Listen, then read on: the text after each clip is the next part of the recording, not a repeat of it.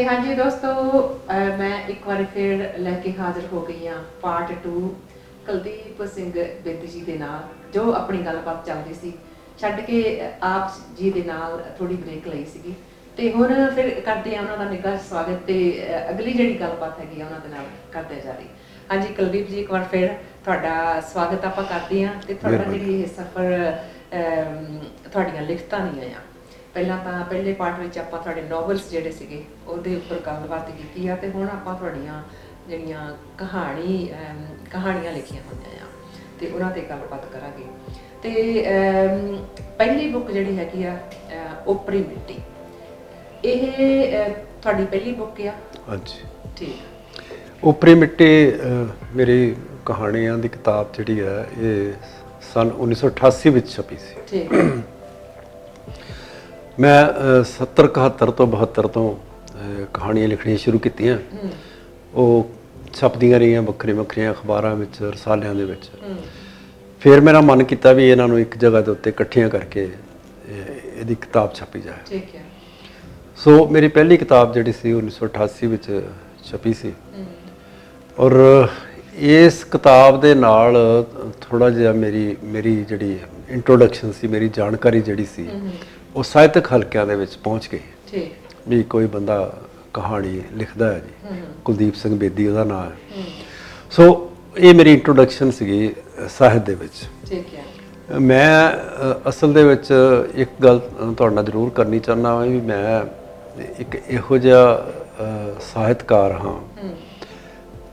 ਮੈਂ 40 ਸਾਲ ਜਿਹੜੀ ਅਖਬਾਰ 'ਚ ਕੰਮ ਕੀਤਾ। ਮੈਂ ਆਪਣੀ ਕੋਈ ਵੀ ਸਾਹਿਤਕ ਚੀਜ਼ ਜਿਹੜੀ ਆ ਜਿਹੜੀ ਮੇਰੇ ਕੋਲ ਕ੍ਰੀਏਟਿਵ ਆ, ਮੇਰੇ ਕੋਲ ਕੋਈ ਸਿਰਜਣਾ ਕੀਤੀ ਹੋਈ ਹੈ, ਮੈਂ ਕੋਈ ਆਪਣੀ ਰਚਨਾ ਆਪਣੀ ਅਖਬਾਰ 'ਚ ਨਹੀਂ ਛਾਪੀ। ਠੀਕ। ਕਿਉਂਕਿ ਮੇਰਾ ਮੈਂ ਇਹ ਗੱਲ ਸਮਝਦਾ ਹੁੰਦਾ ਵੀ ਮੈਂ ਆਪਣੀ ਤੇ ਰਚਨਾ ਜਦੋਂ ਮਰਜ਼ੀ ਛਾਪ ਸਕਦਾ ਆਪਣੀ ਅਖਬਾਰ ਦੇ ਵਿੱਚ, ਪਰ ਕੋਈ ਮੇਰੀ ਰਚਨਾ ਨੂੰ ਪਰਖ ਕੇ ਛਾਪੇ ਮੈਨੂੰ ਜ਼ਿਆਦਾ ਖੁਸ਼ੀ ਹੁੰਦੀ ਸੀ। ਉਸ ਦੌਰਾਨ ਮੇਰੀਆਂ ਪੰਜਾਬੀ ਟ੍ਰਿਬਿਊਨ 'ਚ ਵੀ ਕਹਾਣੀਆਂ ਛਪੀਆਂ। ਮੇਰੀ ਕਹਾਣੀ ਧਰਮਯੁਗ 'ਚ ਵੀ ਛਪੀ, ਬਹੁਤ ਪੁਰਾਣੀ ਸੀ। ਮਤਲਬ ਹੋਰ ਵੀ ਕਈ ਅਖਬਾਰਾਂ ਛਪੀਆਂ ਹੋਣਗੀਆਂ। ਲੇਕਿਨ ਸਾਡੇ ਬਹੁਤ ਸਾਰੇ ਇਹੋ ਜਿਹੇ ਸਾਹਿਤਕਾਰ ਹੋਰ ਵੀ ਹੈਗੇ ਜਿਹੜੇ ਅਖਬਾਰਾਂ ਨਾਲ ਜੁੜੇ ਹੋਏ, ਉਹ ਆਪਣੀਆਂ ਅਖਬਾਰਾਂ ਦੀ ਭਰਪੂਰ ਵਰਤੋਂ ਕਰਦੇ ਰਹੇ ਇਸ ਕੰਮ ਲਈ ਵੀ ਉਹ ਆਪਣੀ ਰਚਨਾ ਛਾਪਦੇ ਰਹੇ। ਸਾਡੇ ਅਜੀਤ ਸੈਣੀ ਹੁੰਦੇ ਸੀ ਬੜੇ ਬਜ਼ੁਰਗ ਕਹਾਣੀਕਾਰ, ਉਹ ਅਜੀਤ 'ਚ ਕੰਮ ਕਰਦੇ ਸੀ। ਅਜੀਤ ਵਿੱਚ ਉਹਨਾਂ ਦੀ ਹਰ 2-3 ਮਹੀਨੇ ਬਾਅਦ ਕਹਾਣੀ ਛਪੀ ਹੁੰਦੀ ਸੀ। ਸੋ ਮੈਂ ਇਸ ਗੱਲ ਦਾ ਇੱਕ ਅਕੀਦਾ ਰੱਖਿਆ ਸੀਗਾ ਵੀ ਮੇਰੀ ਕਹਾਣੀ ਨੂੰ ਕੋਈ ਜੱਜ ਕਰਕੇ ਛਾਪੇ ਵੀ ਇਹ ਵਾਕਿਆ ਛਪਣ ਵਾਲੀ ਹੈ ਕਿ ਨਹੀਂ ਹੈ। ਸੋ ਇੱਕ ਤਾਂ ਇਹ ਗੱਲ ਸੀ। ਦੂਜਾ ਇਹ ਸੀਗਾ ਵੀ ਮੈਂ ਬਹੁਤ ਘੱਟ ਲਿਖਦਾ ਸੀਗਾ। ਜੇ ਮੈਂ 8-10 ਸਾਲ ਦੇ ਵਿੱਚ ਜਿਹੜੀਆਂ ਕਹਾਣੀਆਂ ਲਿਖੀਆਂ ਤਾਂ ਉਹ ਫਿਰ ਕੁਛ ਜਿੰਨੀਆਂ ਕੁ ਬਣੀਆਂ, ਬੜੀ ਛੋਟੀ ਜਿਹੀ ਕਿਤਾਬ ਸੀਗੀ ਓਪਰੀ ਮਿੱਟੀ, ਉਹ ਆਪਾਂ ਛਾਪ ਦਿੱਤੀ ਉਸ ਵੇਲੇ। ਫਿਰ ਅੱਗੋਂ ਸਾਡਾ ਕਹਾਣੀਆਂ ਲਿਖਣ ਦਾ ਸਿਲਸਿਲਾ ਸ਼ੁਰੂ ਹੋ ਗਿਆ। ਤੇ ਓਪਰੀ ਮਿੱਟੀ ਦੇ ਵਿੱਚ ਜ਼ਿਆਦਾ ਵਿਸਥਾਰ ਵਿੱਚ ਤਾਂ ਨਹੀਂ, ਬਟ ਕੁਝ ਜਿਹੜੇ ਹੈਗੇ ਸਾਡੇ ਦੋਸਤਾਂ ਦੇ ਨਾਲ ਸਾਂਝਾ ਕਰੋ ਕਿ ਓਪਰੀ ਮਿੱਟੀ ਵਿੱਚ ਹੈ ਕੀ, ਤੇ ਇਹ ਟਾਈਟਲ ਕਿਉਂ ਚੂਜ਼ ਕੀਤਾ ਤੁਸੀਂ ਓਪਰੀ ਮਿੱਟੀ? ਓਪਰੀ ਮਿੱਟੀ ਅਸਲ ਵਿੱਚ ਕਹਾਣੀ ਸੰਗ੍ਰਹਿ ਜਿਹੜੇ ਹੁੰਦੇ ਨਾ ਉਹਨਾਂ ਦੇ ਵਿੱਚੋਂ ਇੱਕ ਕਹਾਣੀ ਦਾ ਟਾਈਟਲ ਚੁਣ ਕੇ ਕਿਤਾਬ ਦਾ ਟਾਈਟਲ ਰੱਖ ਲਿਆ ਜਾਂਦਾ। ਓਪਰੀ ਮਿੱਟੀ ਨਾਂ ਦੀ ਇੱਕ ਕਹਾਣੀ ਮੈਂ ਲਿਖੀ ਸੀਗੀ। ਇਹਨੂੰ ਮੈਂ ਇਸ ਢੰਗ ਨਾਲ ਲਿਖਿਆ ਸੀਗਾ ਵੀ ਇੱਕ ਕੋਈ ਫੌਜੀ ਹੁੰਦਾ ਹੈ, ਉਹਦੀ ਪਹਿਲੀ ਵਾਈਫ ਦੀ ਡੈਥ ਹੋ ਜਾਂਦੀ ਹੈ, ਦੂਜੀ ਵਾਈਫ ਉਹਦੇ ਘਰ ਦੇ ਵਿੱਚ ਆਉਂਦੀ ਹੈ। ਉਹਦੇ ਆਲਰੇਡੀ 2 ਬੱਚੇ ਹੈਗੇ ਆ ਜਿਹੜੇ ਕਾਫੀ ਵੱਡੇ ਨੇ। ਪਿਓ ਜਿਹੜਾ ਚਾਹੁੰਦਾ ਹੈ ਵੀ ਉਹ ਲੜਕਾ ਔਰ ਲੜਕੀ ਜਿਹੜੇ ਨੇ ਉਹ ਦੋਵੇਂ ਉਹਨੂੰ ਆਪਣੀ ਮਾਂ ਮੰਨ ਲੈਣ, ਲੇਕਿਨ ਉਹ ਉਹਨਾਂ ਦੇ ਮੰਨਣ 'ਚ ਨਹੀਂ ਆਉਂਦਾ। ਉਹ ਸ਼ੋਅ ਕਰਦੇ ਨੇ ਵੀ ਅਸੀਂ ਇਸ ਨੂੰ ਮਾਂ ਮੰਨਦੇ ਹਾਂ, ਲੇਕਿਨ ਉਹ ਮੰਨਦੇ ਨਹੀਂ ਗੇ। ਮੁੰਡੇ ਦਾ ਵਿਆਹ ਆ ਜਾਂਦਾ ਤੇ ਉਹ ਬੜੀ ਖੁਸ਼ ਹੁੰਦੀ ਹੈ ਜਿਹੜੀ ਦੂਜੀ ਆਈ ਹੈ। ਉਹ ਬੜੇ ਪਿੰਡ ਦੇ ਵਿੱਚ ਸਾਰਾ ਕੁਝ ਵੰਡਿਆ ਜਾਂਦਾ, ਭਾਜੀ ਭੁਜੀ ਵੰਡੀ ਜਾਂਦੀ ਹੈ। ਲੋਕ ਵੀ ਕਹਿੰਦੇ ਆ ਵੀ ਲਓ ਜੀ ਇਹਦੇ ਆਪਣੇ ਬੱਚੇ ਨਹੀਂ ਹੈਗੇ, ਲੇਕਿਨ ਫਿਰ ਵੀ ਇਹ ਕਰ ਰਹੀ ਹੈ। ਬੜਾ ਦੇਖੋ ਇਹਨੂੰ, ਇਹਦੀ ਸਦਰ ਵੇਖੋ, ਇਹਦੇ ਚਾਹ ਵੇਖੋ। ਉਹ ਵਿਆਹ ਸਾਰਾ ਹੋ ਜਾਂਦਾ ਜੀ। ਵਿਆਹ ਸਾਰਾ ਜਦੋਂ ਹੋ ਜਾਂਦਾ ਤੇ ਜਦੋਂ ਉਹ ਮੁੰਡਾ ਡੋਲੀ ਘਰ ਲੈ ਕੇ ਆਉਂਦਾ ਤਾਂ ਉਹ ਮਾਂ ਨੇ ਪਾਣੀ ਭਰ ਕੇ ਪੀਣਾ ਹੁੰਦਾ ਔਰ ਉਹ ਮਾਂ ਦੀ ਬੜੀ ਸਦਰ ਹੁੰਦੀ ਹੈ ਵੀ ਮੈਂ ਪੁੱਤਰ ਦੇ ਸਿਰ ਤੋਂ ਪਾਣੀ। ਪਰ ਪੁੱਤਰ ਉੱਥੇ ਉਹ ਪਾਣੀ ਨਹੀਂ ਵਰਨ ਦਿੰਦਾ ਉਸ ਮਾਂ ਨੂੰ। ਅੱਛਾ। ਉਹ ਕਹਿੰਦਾ ਮੈਂ ਮਾਂ ਮੰਨਦਾ ਹੀ ਨਹੀਂ ਇਹਨੂੰ। ਤੇ ਮਤਲਬ ਇਹ ਆ ਵੀ ਦੱਸਣ ਦਾ ਮਤਲਬ ਇਹ ਆ ਵੀ ਇੱਕ ਆਪਾਂ ਬੂਟਾ ਪੁੱਟ ਕੇ ਲਿਆਉਂਦੇ ਆ ਮਿੱਟੀ ਦੇ ਸਮੇਤ, ਉਹਨੂੰ ਹੋਰ ਮਿੱਟੀ 'ਚ ਲਿਆ ਕੇ ਲਾਉਂਦੇ ਆ ਤਾਂ ਉਹ ਜੜ ਫੜ ਲੈਂਦਾ ਕਈ ਵਾਰੀ, ਤੇ ਕਈ ਵਾਰੀ ਜੜ ਫੜਦਾ ਹੀ ਨਹੀਂ। ਇਹ ਉਪਰੀ ਮਿੱਟੀ ਦਾ ਭਾਵ ਇਹ ਸੀਗਾ, ਉਹਨੂੰ ਐਂ ਲੱਗਿਆ ਵੀ ਮੈਂ ਇੱਕ ਇਹੋ ਜਿਹੀ ਉਪਰੀ ਮਿੱਟੀ ਇਸ ਘਰ ਦੇ ਵਿੱਚ ਆਈ ਆ ਜਿਹਦੇ ਘਰ ਦੇ ਵਿੱਚ ਆ ਕੇ ਮੇਰੀ ਜੜ ਨਹੀਂ ਲੱਗ ਸਕੀ, ਮੈਨੂੰ ਬੱਚਿਆਂ ਨੇ ਮਾਂ ਹੀ ਨਹੀਂ ਤਸਲੀਮ ਕੀਤਾ। ਇਹ ਕਹਾਣੀ ਸੀਗੀ ਉਹਦੀ, ਉਪਰੀ ਮਿੱਟੀ ਦੀ। ਠੀਕ। ਤੇ ਦੂਸਰਾ ਤੁਹਾਡਾ ਨੋਵਲ ਤਾਂ ਨਹੀਂ, ਸੌਰੀ, ਕਹਾਣੀ ਸੰਗ੍ਰਹਿ ਜਿਹੜਾ ਹੈਗਾ ਆ ਉਹ ਆ ਕਿੰਨੇ ਹੀ ਵਰਿਆਂ ਬਾਅਦ। ਤੇ ਇਹ ਕਿੰਨੇ ਹੀ ਵਰਿਆਂ ਬਾਅਦ ਕੀ ਆ ਇਹਦੇ ਵਿੱਚ? ਕਿੰਨੇ ਹੀ ਵਰਿਆਂ ਬਾਅਦ ਅਸਲ ਦੇ ਵਿੱਚ ਨਾ ਮੈਂ ਇਹਨੂੰ ਇਸ ਢੰਗ ਨਾਲ ਵੀ ਨਾਂ ਰੱਖਿਆ ਵੀ ਕਿੰਨੇ ਹੀ ਵਰਿਆਂ ਬਾਅਦ ਮੇਰੀ ਕਿਤਾਬ ਆਈ। 88 ਤੋਂ ਬਾਅਦ ਫਿਰ ਇਹ ਆਈ ਜਾ ਕੇ 98 ਦੇ ਵਿੱਚ। ਉਹਦੇ ਵਿੱਚ ਇੱਕ ਨਾਵਲ ਵੀ ਆਇਆ ਦਾ ਵਿੱਚ, ਲੇਕਿਨ 98 ਜਾ ਕਿਤਾਬ ਆਈ ਕਿੰਨੇ ਹੀ ਵਰਿਆਂ ਬਾਅਦ। ਇਹਦੇ ਵਿੱਚ ਇੱਕ ਕਹਾਣੀ ਸੀਗੀ, ਇੱਕ ਬਿਲਕੁਲ ਮਾਮੂਲੀ ਜਿਹੇ ਘਰ ਦੀ। ਇੱਕ ਬੰਦਾ ਡੰਗਰਾਂ ਦੇ ਹਸਪਤਾਲ ਦੇ ਵਿੱਚ ਦਰਜਾ 4 ਦਾ ਕਰਮਚਾਰੀ ਹੈ, ਸਲੋਤਰਖਾਨਾ ਜਿਹਨੂੰ ਕਹਿੰਦੇ ਆ। ਉਹ ਉੱਥੇ ਲੋਕੀ ਆਪਣੇ ਡੰਗਰ ਲੈ ਕੇ ਆਉਂਦੇ ਆ, ਮੱਝਾਂ ਲੈ ਕੇ ਆਉਂਦੇ ਆ ਇਨਸੈਮੀਨੇਸ਼ਨ ਲਈ, ਹੋਰ ਚੀਜ਼ਾਂ ਲਈ। ਉਹ ਬੰਦੇ ਦੇ ਮੂੰਹ ਦੇ ਉੱਤੇ ਬੜੇ ਮਾਤਾ ਦੇ ਦਾਗ ਨੇ, ਉਸ ਬੰਦੇ ਦੇ ਮੂੰਹ ਦੇ ਉੱਤੇ। ਉਹ ਵਿਚਾਰਾ, ਉਹਦਾ ਵਿਆਹ ਹੋ ਜਾਂਦਾ ਤੇ ਉਹਦੀ ਘਰਵਾਲੀ ਆਉਂਦੀ ਹੈ, ਪਿੰਡ ਦੇ ਵਿੱਚ ਹੀ ਰਹਿੰਦੇ ਹੁੰਦੇ ਆ, ਤੇ ਬੱਚੇ ਵੀ ਹੋ ਜਾਂਦੇ ਆ, ਬੱਚੇ ਵੱਡੇ ਵੀ ਹੋ ਜਾਂਦੇ ਆ। ਤਾਂ ਉਸ ਬੰਦੇ ਦੇ ਦਾਦੇ ਦੀ ਡੈਥ ਹੋ ਜਾਂਦੀ ਹੈ। ਤੇ ਉਹ ਬੰਦੇ ਦੀ ਮਾਂ ਕਹਿੰਦੀ ਆ ਵੀ ਤੁਸੀਂ ਜਦੋਂ ਦੀ ਭਾਗਵੰਤੀ ਵਿਆਹੀ ਆਈ ਹੈ ਨਾ, ਇਹ ਘਰੋਂ ਇਹਨੇ ਬਾਹਰ ਨਹੀਂ ਪੈਰ ਪੁੱਟ ਕੇ ਦੇਖਿਆ, ਇਹ ਕਦੀ ਬੱਸ ਗੱਡੀ 'ਚ ਨਹੀਂ ਚੜੀ। ਤੇ ਮੈਂ ਚਾਹੁੰਦੀ ਆ ਵੀ ਇਹ ਦਾਦੇ ਦੇ ਫੁੱਲ ਜਿਹੜੇ ਆ, ਇਹ ਦੋਵੇਂ ਜਣੇ ਹਰਿਦੁਆਰ ਜਾਣ ਤੇ ਪਾ ਕੇ ਆਉਣ। ਮਤਲਬ ਇਹ ਪਹਿਲੀ ਵਾਰੀ ਉਹ ਦੋਵੇਂ ਇਕੱਠੇ ਟਰੈਵਲ ਕਰਦੇ। ਮੈਂ ਤੁਹਾਨੂੰ ਦੱਸਿਆ ਵੀ ਆਮ ਬੰਦਾ ਰੋਟੀ ਪਾਣੀ ਦੇ ਜੁਗਾੜ ਦੇ ਵਿੱਚ ਲੱਗਾ ਰਹਿੰਦਾ, ਲੇਕਿਨ ਉਹਦੇ ਕੋਲ ਜ਼ਿੰਦਗੀ ਦੇ ਹਸੀਨ ਪਲ ਨਹੀਂ ਫੜੇ ਜਾਂਦੇ। ਉਹ ਜਦੋਂ ਗੱਡੀ ਵਿੱਚ ਬੈਠਦੇ ਆ ਇਕੱਠੇ, ਉਹ ਫਿਰ ਨਾਲ ਲੈਂਦੀਆਂ ਰੋਟੀਆਂ ਵੀ ਖਾਂਦੇ ਆ। ਤੇ ਪਿੰਡ ਦੇ ਵਿੱਚ ਤੋਂ ਘੁੰਡ ਕੱਢ ਕੇ ਤੁਰੀ ਫਿਰਦੀ ਰਹਿੰਦੀ ਆ। ਉਹਨੇ ਆਪਣੇ ਬੰਦੇ ਨੂੰ ਵੀ ਚੱਜ ਨਾਲ ਨਹੀਂ ਦੇਖਿਆ ਹੁੰਦਾ ਵੀ ਹਨੇਰੇ ਵਿੱਚ ਆਉਣਾ, ਉਹਨੇ ਹਨੇਰੇ ਚੱਲ ਜਾਣਾ। ਤੇ ਉਹ ਜਦੋਂ ਬੰਦਾ ਉਹ ਜਦੋਂ ਸਟੇਸ਼ਨ ਆਉਂਦਾ ਸੀਗਾ, ਕੋਈ ਉਹ ਥੱਲੇ ਉਤਰ ਜਾਂਦਾ ਸੀ, ਉਹ ਬੀੜੀ ਲਾਉਂਦਾ ਸੀ ਆਪਣੇ, ਉਹ ਬਾਰੀ ਵਿੱਚੋਂ ਵੇਖਦੀ ਸੀਗੀ ਵੀ ਕਹਿੰਦੀ ਇਹ ਬੰਦੇ ਨੂੰ ਮੈਂ ਪਹਿਲੀ ਵਾਰੀ ਮਤਲਬ ਇੰਨਾ ਚਾਨਣ 'ਚ ਦੇਖਿਆ, ਦਿਨ ਦੇ ਚਾਨਣ 'ਚ। ਤੇ ਉੱਥੇ ਜਾਂਦੇ ਆ ਜੀ, ਉੱਥੇ ਉਹ ਫੁੱਲ ਪਾਉਂਦੇ ਆ, ਫੁੱਲ ਪਾ ਕੇ ਫਿਰ ਉਹ ਇਸ਼ਨਾਨ ਕਰਨ ਜਾਂਦੇ, ਨਹਾਉਂਦੇ ਆ ਉੱਥੇ। ਉਹ ਵੀ ਦੂਰ ਨਹਾਉਂਦੀ ਆ ਉੱਥੇ। ਉਹ ਫਿਰ ਕੱਪੜੇ ਵੜੇ ਪਾ ਕੇ ਤੇ ਫਿਰ ਬੀੜੀ ਜੀ ਲਾ ਕੇ ਤੇ ਉਹ ਦੇਖਦਾ ਉਹਦੇ ਵੱਲ। ਉਹ ਕਹਿੰਦਾ ਇਹ ਤਾਂ ਸੋਹਣੀ ਬੜੀ ਹੈ ਭਾਗਵੰਤੀ, ਵੀ ਮੈਂ ਸਾਰੀ ਜ਼ਿੰਦਗੀ ਦੇਖਿਆ ਨਹੀਂ ਇਹਨੂੰ। ਤੇ ਉਹ ਉਹਨੂੰ ਨਾਲ ਲੈ ਕੇ ਤੁਰਦਾ। ਉਹਨੂੰ ਕਹਿੰਦਾ ਤੂੰ ਪਹਿਲੀ ਵਾਰੀ ਬਾਜ਼ਾਰ ਆਈ ਆ, ਤੂੰ ਦੱਸ ਕੁਛ ਲੈਣਾ। ਉਹ ਉੱਥੋਂ ਲਿਪਸਟਿਕ, ਪਾਊਡਰ, ਕਈ ਚੀਜ਼ਾਂ ਖਰੀਦਦੀ ਆ, ਚੂੜੀਆਂ ਚੜਾਉਂਦੀ ਆ। ਅੱਛਾ, ਫਿਰ ਜਿਹੜੀ ਉਹ ਰਾਤ ਉੱਥੇ ਉਹ ਕਿਸੇ ਜਗ੍ਹਾ ਤੇ ਰਹਿੰਦੇ ਹੋਟਲ ਦੇ ਵਿੱਚ, ਤਾਂ ਫਿਰ ਉਹ ਉਦਣ ਉਹਨਾਂ ਨੂੰ ਇਹ ਲੱਗਦਾ ਵੀ ਉਹ ਭਾਗਵੰਤੀ ਸੋਚਦੇ ਆ ਵੀ ਮੇਰਾ ਮੁਕਲਾਵਾ ਅੱਜ ਹੋਇਆ, ਅੱਗੇ ਤੇ ਹੋਇਆ ਨਹੀਂ ਸਾਰੀ ਉਮਰ। ਇਹ ਇਦਾਂ ਦੀ ਕਹਾਣੀ ਸੀ ਵੀ ਕਿੰਨੇ ਵਰਿਆਂ ਬਾਅਦ ਜਾ ਕੇ ਉਹਨੂੰ ਜ਼ਿੰਦਗੀ ਦੇ ਹਸੀਨ ਪਲ ਜਿਹੜੇ ਆ ਉਹਨਾਂ ਨੂੰ ਮਾਣਨ ਦਾ ਮੌਕਾ ਮਿਲਿਆ। ਮੈਂ ਤੁਹਾਨੂੰ ਕਿਹਾ ਨਾ, ਮੇਰੀਆਂ ਕਹਾਣੀਆਂ ਦੇ ਵਿੱਚ ਬੜੀ ਬਰੀਕ ਜੀ ਲਾਈਨ ਹੁੰਦੀ ਹੈ ਔਰ ਉਹਨੂੰ ਹਾਈਲਾਈਟ ਕਰਨਾ ਹੁੰਦਾ।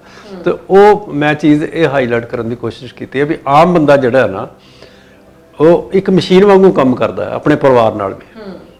ਉਹ ਕਦੀ ਉਹਨਾਂ ਦੀ ਖੂਬਸੂਰਤੀ ਦੀ ਪ੍ਰਸ਼ੰਸਾ ਨਹੀਂ ਕਰਦਾ, ਕਦੀ ਉਹਨਾਂ ਅੱਖਾਂ ਖੋਲ ਕੇ ਚੰਗੀ ਤਰ੍ਹਾਂ ਵੇਖਦਾ ਨਹੀਂ, ਉਹਨਾਂ ਦਾ ਹਾਲ ਚਾਲ ਨਹੀਂ ਪੁੱਛਦਾ। ਤੇ ਉਹ ਬੰਦੇ ਨੇ ਜਦੋਂ ਦੇਖਿਆ ਵੀ ਮੇਰੀ ਤਾਂ ਔਰਤ ਬੜੀ ਸੋਹਣੀ ਸੀਗੀ, ਤੇ ਮੈਂ ਇਹਦੇ ਕੋਲ ਹਨੇਰੇ ਵਿੱਚ ਜਾਂਦਾ ਸੀ, ਹਨੇਰੇ 'ਚ ਵਾਪਸ ਆ ਜਾਂਦਾ ਸੀਗਾ, ਤੇ ਮੈਂ ਤੈਨੂੰ ਅੱਜ ਦੇਖਿਆ। ਸੋ ਇਹ ਕਹਾਣੀ ਇਹੋ ਜਿਹੀ ਸੀਗੀ। ਤੇ ਤੁਸੀਂ ਪ੍ਰਸ਼ੰਸਾ ਦੀ ਗੱਲ ਕੀਤੀ, ਮੇਰੇ ਖਿਆਲ ਨੋਵਲ ਇੱਕ ਕਹਾਣੀ ਸੰਗ੍ਰਹਿ ਤੁਹਾਡਾ ਪ੍ਰਸ਼ੰਸਾ ਦੇ ਬੋਲ ਜਿਹੜੇ ਆ। ਨਹੀਂ ਇਹ ਕਹਾਣੀ ਸੰਗ੍ਰਹਿ ਨਹੀਂ ਮੇਰਾ, ਹਾਂਜੀ। ਇਹ ਮੇਰੀ ਲੇਖਾਂ ਦੀ ਕਿਤਾਬ ਆ। ਲੇਖਾਂ ਦੀ ਹਾਂ, ਨਿਬੰਧਾਂ ਦੀ ਕਿਤਾਬ ਆ। ਠੀਕ। ਇਹ ਹੈਗਾ ਜ਼ਿੰਦਗੀ ਕਿਸ ਤਰ੍ਹਾਂ ਜਿਉਣੀ ਚਾਹੀਦੀ ਹੈ ਬੰਦੇ ਨੂੰ, ਉਹਦੇ ਨਾਲ ਸੰਬੰਧਿਤ ਵੱਖਰੇ ਵੱਖਰੇ ਲੇਖ ਨੇ। ਠੀਕ ਆ। ਤੇ ਥੋੜਾ ਜਿਹਾ ਕਰੋ ਫਿਰ ਚਾਨਣਾ ਪਾਓ ਵੀ ਪ੍ਰਸ਼ੰਸਾ ਜ਼ਿੰਦਗੀ ਜਿਹੜੀ ਹੈਗੀ ਕਿੱਦਾਂ ਜਿਹੜੀ ਪ੍ਰਸ਼ੰਸਾ ਦੇ ਦੋ ਬੋਲ ਵਿੱਚ ਇੱਕ ਆਰਟੀਕਲ ਹੈ। ਇਹ ਪ੍ਰਸ਼ੰਸਾ ਦੇ ਬੋਲ ਨੂੰ ਮੈਂ ਇਸ ਢੰਗ ਨਾਲ ਲੈਣਾ ਵੀ ਘਰ ਦੀਆਂ ਜਿਹੜੀਆਂ ਸਾਡੀਆਂ ਔਰਤਾਂ ਨੇ, ਚਾਹੇ ਸਾਡੀ ਮਾਂ ਆ, ਸਾਡੀ ਭੈਣ ਆ, ਚਾਹੇ ਸਾਡੀ ਪਤਨੀ ਆ, ਅਸੀਂ ਇਹ ਜਿਹੜੀਆਂ ਘਰ ਦੇ ਵਿੱਚ ਕੰਮ ਕਰਦੀਆਂ ਰਹਿੰਦੀਆਂ ਨੇ, ਸਾਡਾ ਟਿਫਨ ਤਿਆਰ ਕਰਦੀਆਂ ਨੇ, ਸਾਡੇ ਕੱਪੜੇ ਧੋਂਦੀਆਂ ਨੇ, ਪ੍ਰੈਸ ਕਰਦੀਆਂ ਨੇ, ਸਾਨੂੰ ਕੰਮ ਲਈ ਰੈਡੀ ਕਰਦੀਆਂ ਨੇ, ਅਸੀਂ ਇਹਨਾਂ ਦੀ ਕਦੀ ਪ੍ਰਸ਼ੰਸਾ ਨਹੀਂ ਕੀਤੀ। ਸਾਨੂੰ ਇਹਨਾਂ ਦੀ ਪ੍ਰਸ਼ੰਸਾ ਕਰਨੀ ਚਾਹੀਦੀ ਹੈ। ਕਦੀ ਕਦੀ ਅਸੀਂ ਇਹ ਵੀ ਕਹਿ ਸਕਦੇ ਹਾਂ ਵੀ ਅੱਜ ਸਬਜ਼ੀ ਬੜੀ ਸਵਾਦ ਬਣੀ ਹੈ, ਅੱਜ ਰੋਟੀ ਬੜੀ ਵਧੀਆ ਸੀਗੀ। ਨਹੀਂ, ਉਹ ਤਾਂ ਅਸੀਂ ਕਹਿੰਦੇ ਹੀ ਨਹੀਂ ਕਦੀ ਵੀ। ਅਸੀਂ ਹਮੇਸ਼ਾ ਇਹ ਕਹਿੰਦੇ ਆ ਵੀ ਅੱਜ ਨਹੀਂ ਚੀਜ਼ ਬਣੀ ਚੰਗੀ, ਪਰ ਉਹ ਕਹਿੰਦੀ ਆ ਵੀ ਤੁਸੀਂ ਕਦੀ ਪ੍ਰਸ਼ੰਸਾ ਵੀ ਕੀਤੀ ਅੱਜ ਤੱਕ? ਪਰ ਇਹ ਬੰਦੇ ਨੂੰ ਕਰਨੀ ਚਾਹੀਦੀ ਆ। ਇਹ ਇੱਕ ਜ਼ਿੰਦਗੀ ਦੇ ਵਿੱਚ ਇੱਕ ਊਰਜਾ ਭਰਨ ਵਾਲੀ ਗੱਲ ਹੁੰਦੀ ਹੈ ਵੀ ਜਦੋਂ ਤੁਸੀਂ ਕਿਸੇ ਦਾ ਧੰਨਵਾਦ ਕਰਦੇ ਹੋ, ਕਿਸੇ ਦੀ ਪ੍ਰਸ਼ੰਸਾ ਕਰਦੇ ਹੋ, ਕਿਸੇ ਨੂੰ ਹੱਲਾਸ਼ੇਰੀ ਦਿੰਦੇ ਹੋ। ਇਸ ਮਾਮਲੇ ਦੇ ਵਿੱਚ ਸਾਡੇ ਮਰਦ ਜਿਹੜੇ ਨੇ ਪੰਜਾਬੀ ਸਮਾਜ ਵਿੱਚ, ਉਹ ਬੜੇ ਪਿੱਛੇ ਨੇ। ਉਹ ਆਪਣੀ ਔਰਤਾਂ ਨੂੰ ਕਦੀ ਧੰਨਵਾਦ ਨਹੀਂ ਕਹਿੰਦੇ, ਇਹਨੂੰ ਧੰਨਵਾਦ ਕਰਨ ਦੀ ਕੀ ਲੋੜ ਹੈ, ਇਹ ਤਾਂ ਮੇਰੀ ਜਨਾਨੀ। ਸੋ ਮੈਂ ਇਹ ਦੱਸਣ ਦੀ ਕੋਸ਼ਿਸ਼ ਕੀਤੀ ਹੈ ਵੀ ਇਹ ਪ੍ਰਸ਼ੰਸਾ, ਭਾਵੇਂ ਸਾਡਾ ਕੋਈ ਸੇਵਾਦਾਰ ਆ ਦਫ਼ਤਰ ਦੇ ਵਿੱਚ, ਅਸੀਂ ਉਹਦੀ ਪ੍ਰਸ਼ੰਸਾ ਕਰਦੇ ਹੀ ਨਹੀਂ। ਅਸੀਂ ਕਹਿੰਦੇ ਵੀ ਯਾਰ ਇਹਦੀ ਪ੍ਰਸ਼ੰਸਾ ਕਰਨ ਦੀ ਕੀ ਲੋੜ ਹੈ, ਪਰ ਜੇ ਉਹ ਪੂਰੀ ਨਿਸ਼ਠਾ ਨਾਲ ਕੰਮ ਕਰਦਾ ਪਿਆ ਤਾਂ ਉਹਦੀ ਵੀ ਪ੍ਰਸ਼ੰਸਾ ਹੋਣੀ ਚਾਹੀਦੀ ਹੈ ਵੀ ਯਾਰ ਤੂੰ ਬਹੁਤ ਵਧੀਆ ਕੰਮ ਕੀਤਾ। ਔਰ ਉਹ ਦੇਖਿਓ ਵੀ ਕਿੰਨਾ ਖੁਸ਼ ਹੁੰਦਾ ਔਰ ਕਿੰਨਾ ਹੋਰ ਕੰਮ ਕਰਦਾ। ਇਹ ਆਰਟੀਕਲ ਇਸ ਤਰ੍ਹਾਂ ਦਾ ਸੀਗਾ। ਮੈਂ ਜ਼ਿੰਦਗੀ ਨਾਲ ਜੁੜੇ ਹੋਏ ਇਹ ਕੁਝ ਆਰਟੀਕਲ ਲਿਖੇ ਆ।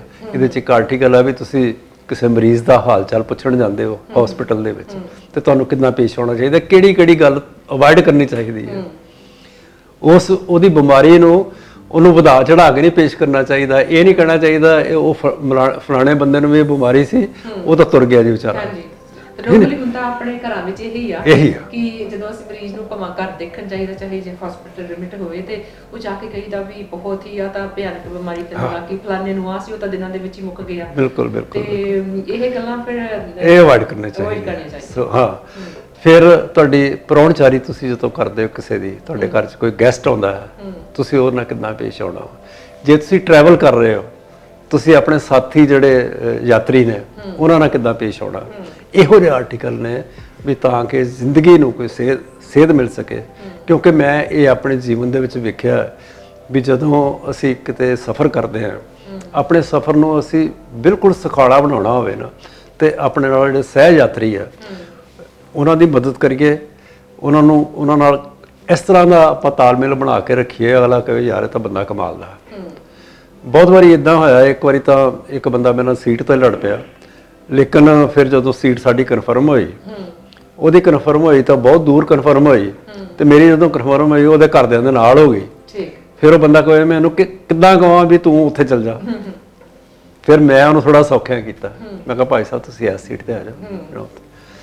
ਉਹ ਲੰਘਦਾ ਵੜਦਾ, ਜਦੋਂ ਵੜਦਾ ਸੀ ਨਾ ਉਦੋਂ ਠੀਕ ਹੈ ਨਾ ਆਪ ਪੁੱਛ ਕੇ ਜਾਂਦਾ ਸੀ। ਸੋ ਇਹ ਦੋਵੇਂ ਪਾਸੇ ਗੱਲ ਹੁੰਦੀ ਹੈ ਜਦੋਂ ਤੁਸੀਂ ਜ਼ਿੰਦਗੀ ਦੇ ਵਿੱਚ। ਇਹ ਨਿੱਕੀਆਂ ਨਿੱਕੀਆਂ ਗੱਲਾਂ ਇਸ ਕਿਤਾਬ ਦੇ ਵਿੱਚ ਸ਼ਾਮਲ ਨੇ। ਠੀਕ ਹੈ। ਇਹ ਲੇਟੈਸਟ ਮੇਰੀ ਕਹਾਣੀ ਦੀ ਕਿਤਾਬ ਤੁਹਾਡੇ ਕੋਲ ਹੈ, ਪੂਰਨ ਅਪੂਰਨ।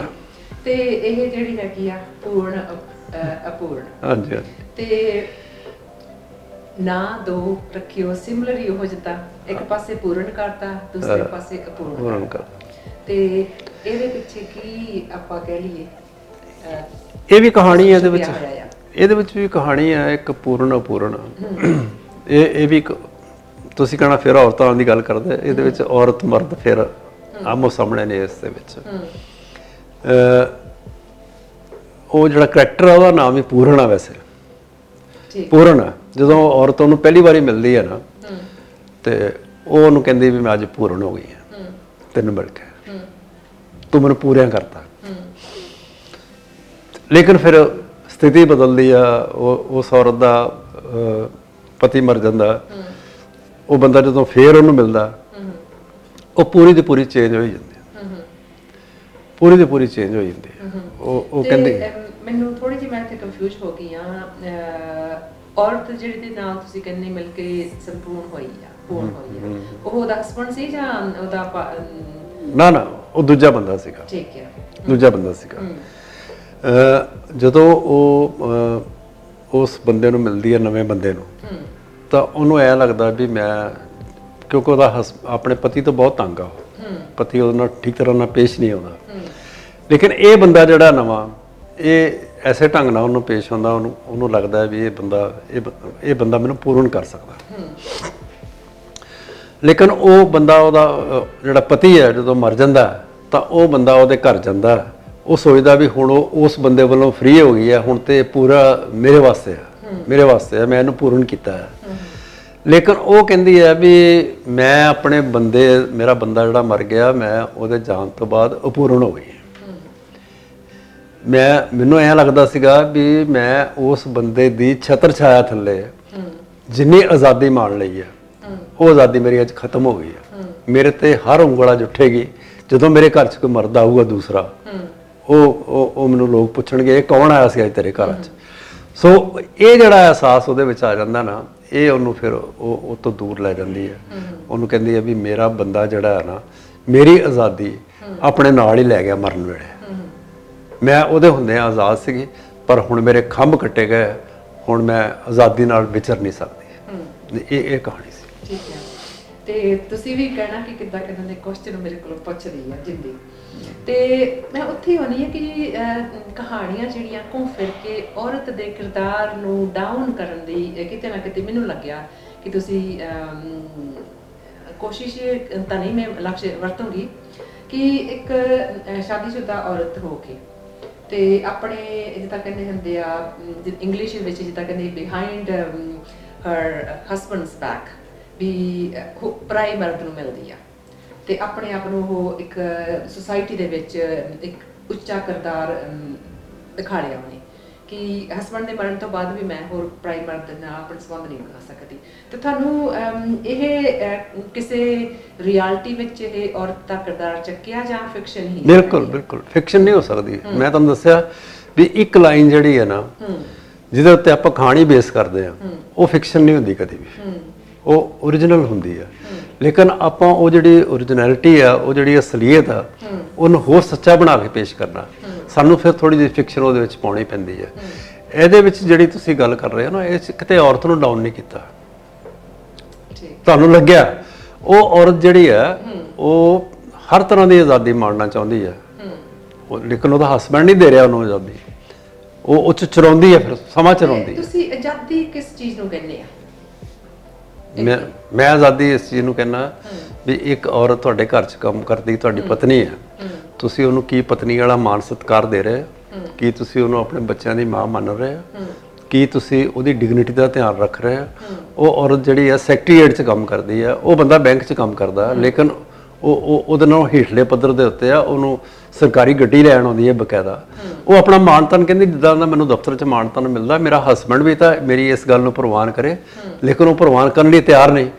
ਉਹ ਸਗੋਂ ਉਹਨੂੰ ਈਰਖਾ ਹੁੰਦੀ ਹੈ ਇਸ ਗੱਲ ਦੇ ਉੱਤੇ ਵੀ ਇਸ ਬੰਦੇ ਨੂੰ ਦਫ਼ਤਰ ਦੀ ਗੱਡੀ ਕਿਉਂ ਲੈਣ ਆਉਂਦੀ ਹੈ। ਤਾਂ ਉਹ ਆਪਣੀ ਆਜ਼ਾਦੀ ਮੰਨਣ ਲਈ ਵੀ ਉਹ ਕਿਸੇ ਹੋਰ ਮਰਦ ਦੀ ਤਲਾਸ਼ ਕਰਦੀ ਹੈ। ਕਿਉਂ ਨਾ ਕਰੇ ਜੀ। ਇਹਦੇ ਵਿੱਚ ਮੈਂ ਕੋਈ ਔਰਤ ਨੂੰ ਇਹ ਨਹੀਂ ਕਹਿ ਰਿਹਾ ਵੀ ਔਰਤ ਨੂੰ ਪਿੱਛੇ ਧੱਕ ਰਿਹਾ, ਔਰਤ ਨੂੰ ਵੀ ਆਜ਼ਾਦੀ ਮੰਨਣ ਦਾ ਹੱਕ ਹੈ ਜੇ ਬੰਦੇ ਨੂੰ ਹੈਗਾ ਤਾਂ। ਤੁਹਾਨੂੰ ਇਹ ਲੱਗਦਾ ਹੈ ਵੀ ਤੁਸੀਂ ਇਹ ਜਾਣਬੁੱਝ ਕੇ, ਤੁਹਾਨੂੰ ਲੱਗਦਾ ਵੀ ਮੈਂ ਜਾਣਬੁੱਝ ਕੇ ਔਰਤਾਂ ਨੂੰ ਇਦਾਂ ਦਾ ਬਣਾਉਣਾ, ਪਰ ਔਰਤਾਂ ਜਿਹੜੀਆਂ ਕਈ ਇਦਾਂ ਦੀਆਂ ਸਾਡੀ ਜ਼ਿੰਦਗੀ ਦੇ ਵਿੱਚ ਹੈ ਵੀ ਨੇ, ਬਹੁਤ ਸਾਰੀਆਂ ਔਰਤਾਂ। ਹਾਂਜੀ, ਤੇ ਉੱਥੇ ਮੈਂ ਗੱਲ ਕਰਦੀ ਹਾਂ ਕਿ ਕੱਲੀਆਂ ਔਰਤਾਂ ਹੀ ਸੋਸਾਇਟੀ ਵਿੱਚ ਇਦਾਂ ਨਹੀਂ, ਕਿ ਮਰਦ ਦੇ ਬਾਰੇ ਤੁਸੀਂ ਕੁਝ ਨਹੀਂ ਲਿਖਿਆ। ਮਰਦ ਹੀ ਸੀਗਾ ਜਿਹੜਾ, ਉਹ ਹੀ ਮਰਦ ਵਿਆਹ ਹੋਇਆ ਸੀਗਾ ਜਿਹੜਾ ਉਹਨਾਂ ਸੰਬੰਧ ਬਣਾਉਂਦਾ। ਤੁਸੀਂ ਰਿਫਲੈਕਟ ਤਾਂ ਇੱਕ ਔਰਤ ਨੂੰ ਕੀਤਾ ਨਾ ਇੱਥੇ, ਕਿ ਔਰਤ ਮਰਦ ਨੂੰ ਮਿਲ ਕੇ ਸੰਪੂਰਨ ਹੋਈ ਆ ਤੇ ਹਸਬੈਂਡ ਤੋਂ ਮਰਨ ਤੋਂ ਬਾਅਦ ਉਹ ਅਪੂਰਨ ਹੋ ਗਈ, ਠੀਕ ਹੈ ਨਾ। ਤੇ ਫਿਰ ਉੱਥੇ ਤੁਸੀਂ ਔਰਤ ਦਾ ਕਿਰਦਾਰ ਜਿਹੜਾ ਹੈਗਾ ਆ, ਮੇਰੇ ਹਿਸਾਬ ਦੇ ਨਾਲ ਉਸ ਨੂੰ ਇੱਕ ਨੀਚਾ ਦਿਖਾਲ ਕੇ ਪੇਸ਼ ਕੀਤਾ ਕਿ ਉਹ ਇੱਕ ਕਰੈਕਟਰਲੈਸ ਔਰਤ ਹੋ ਕੇ ਤੇ ਆਪਣਾ ਕਿਰਦਾਰ ਨਿਭਾ ਰਹੀ ਸੀਗੀ। ਤੇ ਉਹ ਕਿਤੇ ਮੈਨੂੰ ਇਹ ਲੱਗਦਾ ਕਿ ਥੋੜੀ ਇਹਦੇ ਵਿੱਚ ਇਹ ਝਲਕੀ ਮਾਰ ਰਹੀ ਆ। ਦੇਖੋ ਕਰੈਕਟਰਲੈਸ, ਜੇ ਤੁਸੀਂ ਇਸ ਗੱਲ ਨੂੰ ਕਰੈਕਟਰ ਮੰਨਦੇ ਹੋ ਵੀ ਕਿਸੇ ਬਾਹਰੀ ਮਰਦ ਨਾਲ ਕਿਸੇ ਔਰਤ ਦੇ ਸੰਬੰਧ ਆ, ਤਾਂ ਇਹ ਹੋ ਸਕਦਾ ਹੈ ਵੀ ਸਾਡੇ ਸਮਾਜ ਦੇ ਵਿੱਚ ਇਹੋ ਜਿਹਾ ਇੱਕ ਐਮਬਾਰਗੋ ਆ ਵੀ ਅਸੀਂ ਇਸ ਰਿਲੇਸ਼ਨ ਤੋਂ ਬਾਹਰ ਨਹੀਂ ਜਾ ਸਕਦੇ, ਨਹੀਂ ਤਾਂ ਇਹ ਨਜਾਇਜ਼ ਮੰਨੇ ਜਾਣਗੇ। ਪਰ ਜਿਹੜੇ ਜਾਇਜ਼ ਮੰਨੇ ਜਾਂਦੇ ਰਿਸ਼ਤੇ, ਕਹਾਣੀਆਂ ਉਹਨਾਂ ਤੇ ਨਹੀਂ ਲਿਖੀਆਂ ਜਾਂਦੀਆਂ। ਜਿਹੜੀਆਂ ਨਜਾਇਜ਼ ਚੀਜ਼ਾਂ ਹੁੰਦੀਆਂ ਨੇ ਨਾ, ਉਹਨਾਂ ਨੂੰ ਹਾਈਲਾਈਟ ਕੀਤਾ ਜਾਂਦਾ ਹਮੇਸ਼ਾ। ਤੇ ਫਿਰ ਉਹ ਮੈਂ ਇਸ ਕਰਕੇ ਮੈਂ ਔਰਤ ਨੂੰ ਹੀ ਕਿਉਂ ਤੁਸੀਂ ਹਰ ਇੱਕ ਆਪਣੀ ਕਹਾਣੀ ਦੇ ਵਿੱਚ ਔਰਤ ਦਾ ਕਿਰਦਾਰ ਜਿਹੜਾ ਹੈਗਾ ਉਹਨੂੰ ਤੁਸੀਂ ਫਿਰ ਮੈਂ ਉਹ ਲਫ਼ਜ਼ ਨਹੀਂ ਵਰਤਣਾ ਚਾਹੁੰਦੀ ਕਿ ਨੀਚਾ ਦਿਖਾ ਲਿਆ, ਬਟ ਔਰਤ ਨੂੰ ਹੀ ਤੁਸੀਂ ਉਹ ਉਸ ਕਿਰਦਾਰ ਦੇ ਵਿੱਚ ਪੇਸ਼ ਕੀਤਾ। ਮਰਦ ਨੂੰ, ਕਿਸੇ ਮਰਦ ਨੂੰ ਕਿਉਂ ਨਹੀਂ ਉਸ ਕਿਰਦਾਰ ਦੇ ਵਿੱਚ? ਕਿਉਂਕਿ ਸਾਡੇ ਸਮਾਜ ਦੇ ਵਿੱਚ ਸਪੈਸ਼ਲੀ ਮੈਂ ਪੰਜਾਬੀਆਂ ਦੀ ਕਰੂੰਗੀ ਗੱਲ ਕਿ ਪੰਜਾਬੀ ਮਰਦ ਜਿਹੜੇ ਹੈਗੇ ਆ ਸਭ ਤੋਂ ਬੇਵਫਾ ਹੁੰਦੇ ਆ, ਬਿਹਾਈਂਡ ਦਾ ਬੈਕ ਸਾਰਾ ਕੁਝ ਚੱਲਦਾ, ਕਿਉਂਕਿ ਔਰਤ ਘਰ ਵਿੱਚ ਮਰਦੀ ਆ, ਕਮਾਈਆਂ ਕਰਦੀ ਆ, ਸਾਰਾ ਕੁਝ ਕਰਦੀ, ਬੱਚਿਆਂ ਨੂੰ ਪਾਲਦੀ ਆ। ਪਰ ਅਯਾਸ਼ੀਆਂ ਜਿਹੜਾ ਹੈਗਾ ਅੱਜ ਦਾ ਸਮਾਜ ਦੇ ਵਿੱਚ ਵੀ ਸਾਡੇ ਮਰਦ ਜਿਹੜੇ ਆ ਅਯਾਸ਼ੀਆਂ ਜ਼ਿਆਦੀਆਂ ਕਰਦੇ ਆ। ਫਿਰ ਤੁਸੀਂ ਔਰਤ ਨੂੰ ਹੀ ਕਿਉਂ ਪੇਸ਼ ਕੀਤਾ? ਅਯਾਸ਼ੀਆਂ ਮਰਦ ਕਹਿਣਾ ਕਰਦੇ ਆ, ਔਰਤ ਨਾਲ ਹੀ ਕਰਦੇ ਆ ਨਾ। ਫਿਰ ਉਹੀ ਆ, ਮਰਦ ਨੂੰ ਤੁਸੀਂ ਕਿਉਂ ਨਹੀਂ ਪੇਸ਼ ਕੀਤਾ? ਔਰਤ ਨੂੰ ਬਿਲਕੁਲ ਤੁਸੀਂ ਉਹ ਬਿਲਕੁਲ ਤੁਹਾਡੀ ਗੱਲ ਠੀਕ ਹੈ। ਮੇਰੇ ਹਿਸਾਬ ਦੇ ਨਾਲ ਜਿਹੜੀਆਂ ਔਰਤਾਂ ਮਰਦ ਨੂੰ ਸਪੇਰ ਪੋਸ਼ ਦਰਸਾ ਕੇ ਤੇ ਔਰਤ ਨੂੰ ਇੱਕ ਨਹੀਂ ਦਰਸਾਇਆ ਨਹੀਂ। ਹਾਂਜੀ, ਇਹ ਤਾਂ ਤੁਹਾਡਾ ਇਲਜ਼ਾਮ ਹੈ। ਮੈਂ ਦਰਸਾਉਣਾ, ਮੈਂ ਦਰਸਾਉਣਾ। ਇੱਕ ਮਿੰਟ ਤੁਹਾਨੂੰ ਗੱਲ ਦੱਸਦਾ।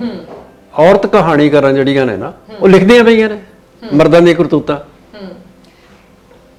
ਮੇਰਾ ਮਤਲਬ ਆ ਵੀ ਜਿੰਨੇ ਲਿਖਣਾ ਹੈ ਮਰਦਾਂ ਬਾਰੇ ਉਹਨੇ ਲਿਖਣਾ ਹੀ ਹੈ, ਪਰ ਹਰ ਬੰਦਾ ਨਹੀਂ ਲਿਖ ਸਕਦਾ ਵੀ ਤੁਸੀਂ ਮੈਂ ਵੀ ਜ਼ਰੂਰ ਲਿਖਾਂ ਜੀ ਮਰਦਾਂ ਬਾਰੇ। ਤੁਸੀਂ ਔਰਤਾਂ ਬਾਰੇ, ਮੇਰਾ ਐਂਗਲ ਮਰਦ ਬਾਰੇ ਕਿਉਂ ਨਹੀਂ ਲਿਖਿਆ? ਮੇਰਾ ਐਂਗਲ ਹੈ, ਮੈਂ ਮਰਦਾਂ ਬਾਰੇ ਨਹੀਂ ਲਿਖ ਸਕਦਾ। ਮਰਦਾਂ ਬਾਰੇ ਔਰਤਾਂ ਲਿਖ ਰਹੀਆਂ ਨੇ। ਨਹੀਂ, ਰੀਜ਼ਨ ਕੀ ਆ ਕਿ ਤੁਸੀਂ ਕਿਤੇ ਨਾ ਕਿਤੇ ਕਿਸੇ ਕੋਈ ਘਟਨਾ ਮੈਨੂੰ ਇਦਾਂ ਦੀ ਜਿਹੜੀ ਹੈ ਨਾ, ਉਹ ਕਦੇ ਹੌਂਟ ਨਹੀਂ ਕੀਤੀ ਵੀ ਮੈਂ ਇਸ ਘਟਨਾ ਦੇ ਉੱਤੇ ਲਿਖਾਂ। ਤੇ ਤੁਹਾਨੂੰ ਨਹੀਂ ਲੱਗਦਾ ਕਿ ਸ਼ਾਇਦ ਮੈਂ ਆਪਣੇ ਕਿਰਦਾਰ ਨੂੰ ਉਹਦੇ ਪਿੱਛੇ ਬਿਹਾਈਂਡ ਛੁਪਾ ਰਿਹਾ ਹਾਂ? ਨਹੀਂ, ਮੈਂ ਤਾਂ ਇਹ ਦੱਸਣ ਦੀ ਕੋਸ਼ਿਸ਼ ਕਰ ਰਿਹਾ ਵੀ ਸਮਾਜ ਦੇ ਜਦੋਂ ਪਰਤਾਂ ਫੁੱਲੀਏ ਤਾਂ ਉਹਦੇ ਵਿੱਚ ਕੀ ਕੁਝ ਨਿਕਲਦਾ। ਜੇ ਆਪਾਂ ਹੁਣ ਕਹੀਏ ਵੀ ਔਰਤ ਜਿਹੜੀ ਹੈ ਉਹ ਇਹ ਕੰਮ ਕਰ ਰਹੀ ਹੈ, ਕਿਹਦੇ ਨਾਲ ਕਰ ਰਹੀ ਹੈ? ਉਹ ਕਿਸੇ ਮਰਦ ਨਾਲ ਹੀ ਕਰ ਰਹੀ ਹੈ ਨਾ। ਨਹੀਂ, ਮਰਦ ਦੇ ਨਾਲ ਤਾਂ ਕਰ ਰਹੀ ਆ, ਫਿਰ ਔਰਤ ਨੂੰ ਕਿਉਂ ਡਾਊਨ ਕਰਦਾ? ਜਿੱਦਾਂ ਜੇਕਰ ਕੋਈ ਗਲਤੀ ਕਰਦਾ ਜਾਂ ਕੋਈ ਇਦਾਂ ਦਾ ਕੰਮ ਕਰਦਾ ਤੇ ਹਿੱਸੇਦਾਰ ਤਾਂ ਦੋਨੋਂ ਬਰਾਬਰ ਹੈਗੇ ਆ ਨਾ। ਫਿਰ ਔਰਤ ਦੇ ਕਿਰਦਾਰ ਨੂੰ ਅਸੀਂ ਕਿਉਂ ਡਾਊਨ ਕਰੀਏ? ਮਰਦ ਤੇ ਕਿਰਦਾਰ ਨੂੰ ਵੀ ਤਾਂ ਡਾਊਨ ਕਰਨਾ ਚਾਹੀਦਾ ਨਾ। ਬਿਲਕੁਲ। ਮੈਂ ਦੇਖੋ, ਜਿਹੜੀ ਮੇਰੀ ਸਮਰੱਥਾ ਹੈ, ਜਿੱਥੋਂ ਤੱਕ ਮੇਰੀ ਪਹੁੰਚ ਹੈ, ਜਿਹੜੀ ਮੈਂ ਸਾਈਕੋਲੋਜੀ ਸਮਝਦਾ, ਮੈਂ ਔਰਤ ਦੀ ਸਾਈਕੋਲੋਜੀ ਸਮਝਦਾ। ਬੰਦਿਆਂ ਨੂੰ ਸਮਝਣ ਵਾਲੇ ਹੋਰ ਲੇਖਕ ਹੈਗੇ ਨੇ, ਉਹ ਲਿਖ ਰਹੇ ਨੇ। ਨਹੀਂ, ਤੁਸੀਂ ਖੁਦ ਮਰਦੇ ਹੋ। ਸਾਈਕੋਲੋਜੀ ਜਿਹੜੀ ਹੈਗੀ ਆ, ਮਰਦ, ਜੇ ਮੈਂ ਔਰਤ ਆ ਤੇ ਮੈਨੂੰ ਜਿਹੜੀਆਂ ਔਰਤ ਦੀਆਂ ਫੀਲਿੰਗਸ ਹੈਗੀਆਂ, ਮੇਰੇ ਤੋਂ ਵੱਧ ਕੇ ਕੌਣ ਜਾਣੂਗਾ? ਤੇ ਤੁਸੀਂ ਐਜ਼ ਏ ਮਰਦ ਦੀ ਫੀਲਿੰਗਸ ਤੁਹਾਤੋਂ ਵੱਧ ਕੇ ਕੌਣ ਜਾਣ ਸਕਦਾ?